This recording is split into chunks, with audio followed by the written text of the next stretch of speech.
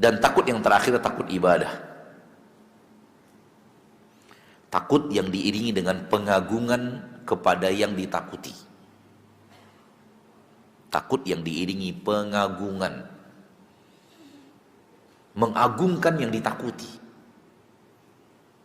Itu takut ibadah.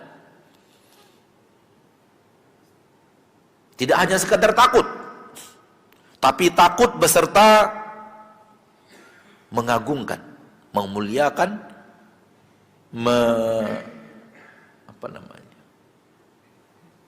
mengagungkan, ta'zim.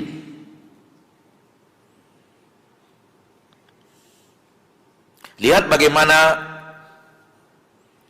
mereka-mereka yang takut kepada sesembahan selain Allah, tidakkah dengan pengagungan? Apabila dengan pengagungan, maka dia adalah syirik.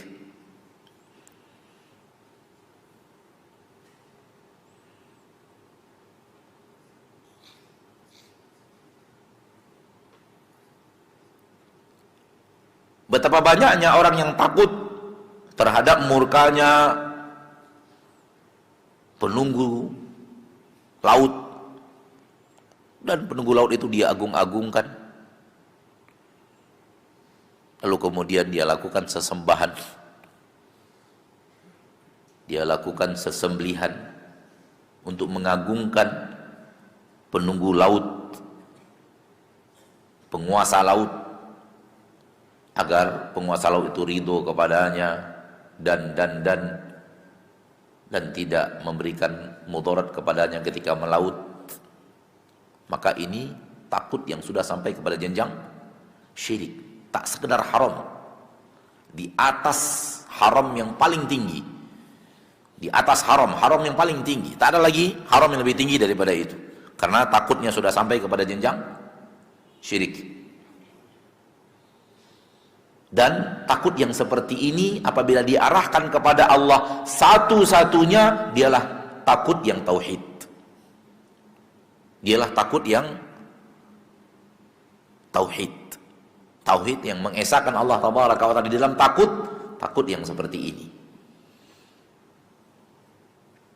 Oleh karena itu, rasa takut bisa jatuh kepada syirik, rasa takut bisa jatuh kepada maksiat, dan rasa takut bisa hanya sekedar mubah, sesuai dengan apa yang tadi kita katakan.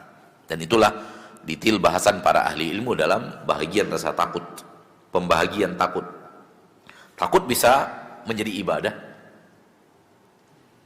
takut bisa menjadi wajib saja,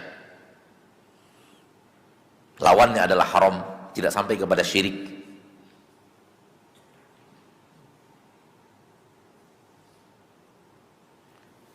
Dan takut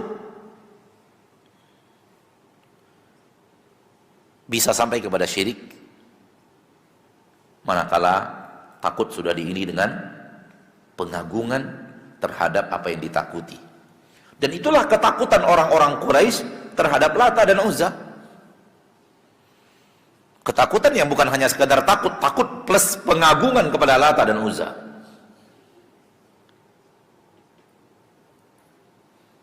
Mereka memuliakan, mengagungkan, membesarkan Lata, membesarkan Uzza, dan mereka takut kalau seandainya Uzza marah, kalau Lata marah, kalau ini marah.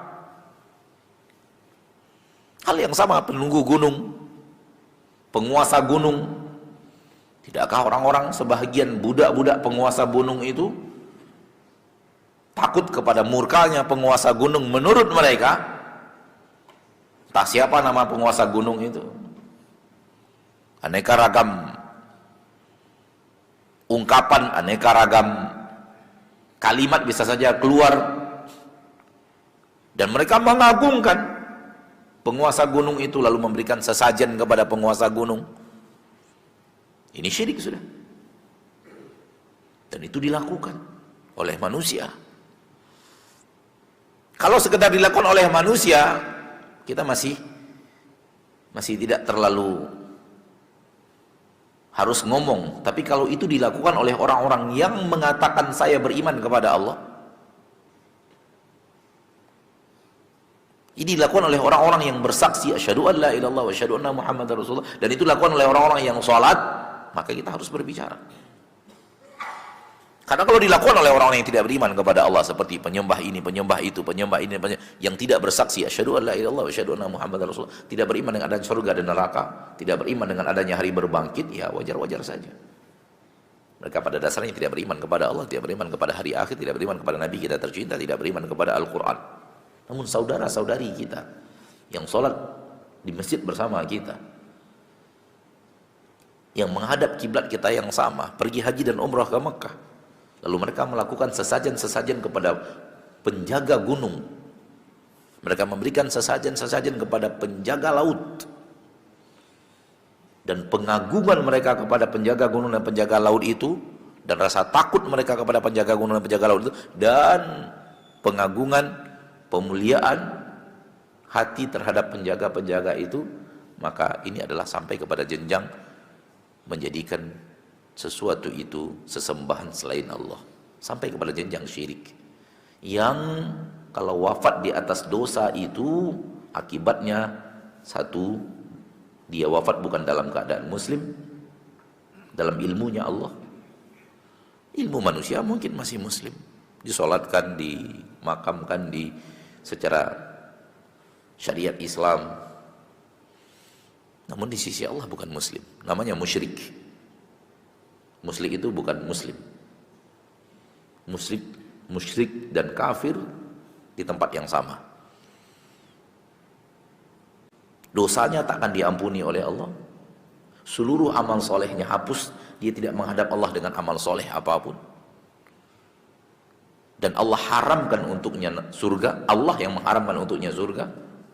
Dan kalau Allah sudah haramkan untuknya surga, tempat satu-satunya adalah neraka selama-lamanya. Oleh karena itu, kita menghindarkan diri kita dari itu, kita mencoba untuk menyampaikan kepada saudara-saudari kita kaum muslimin dan muslimat yang bersaksi asyhadu an la ilaha illallah wa asyhadu anna muhammadar rasulullah, dan sholat ke kiblat yang sama, Al-Quran kita, kitab kita sama, Nabi kita sama, akhirat tujuan kita sama, surga yang kita cari adalah sama, neraka yang kita akan hindari sama. Namun Allah Tabaraka wa Ta'ala telah menjelaskan kepada kita, mungkin yang belum sampai kepada mereka atau belum jelas kepada mereka, itu syirik yang bisa membuat mereka hancur sehancur-hancurnya ketika kembali kepada Allah. Maka tidakkah rasa sayang, rasa cinta, rasa ingin memberikan kebaikan kepada saudara-saudarinya membuat kita harus berbicara. Nah, kita harus berbicara karena kita tahu bahaya besar yang menanti pelaku syirik di akhirat. Maka ini bukan takut yang sembarangan lagi, takut yang sudah ibadah.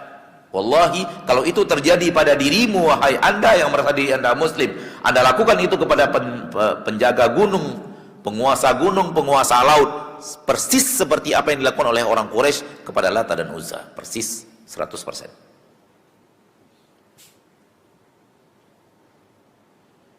Dan sekiranya Rasul kita tercinta sallallahu alaihi wasallam hidup, Rasul akan memerangi Anda sebagaimana Rasul memerangi Quraisy. Karena apa yang Anda lakukan itu 100% sama.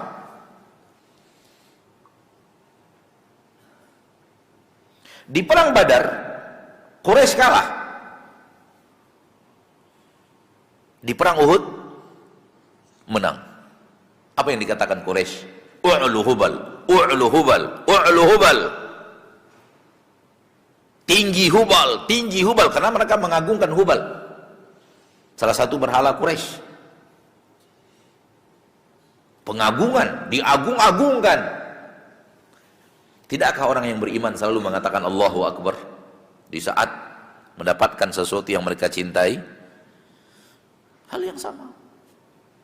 Orang-orang yang mengagungkan selain Allah, mengagungkan sesembahannya ketika mendapatkan sesuatu yang mereka sukai. Dan itu yang ada di lisan orang Quraisy.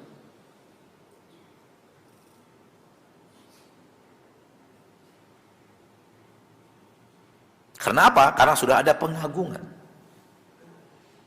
plus ketakutan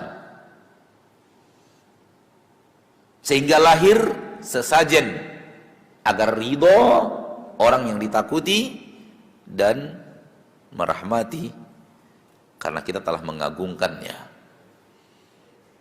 Itulah yang terjadi. Suratun tibqal asl. Sebuah gambaran yang sesuai dengan aslinya yang ada di kelakuan orang Quraisy. Namun menjadi samar ketika orang Quraisy tidak sholat, tidak beriman kepada Allah, tidak beriman kepada Rasul tercinta, tidak beriman kepada surga dan neraka, tidak beriman kepada hari berbangkit, menjadi rancu dia, menjadi samar dia ketika dilakukan oleh orang yang sholat, orang yang puasa, orang yang berhaji, orang yang zakat, orang yang berjilbab, orang yang berzikir la ilaha illallah. Padahal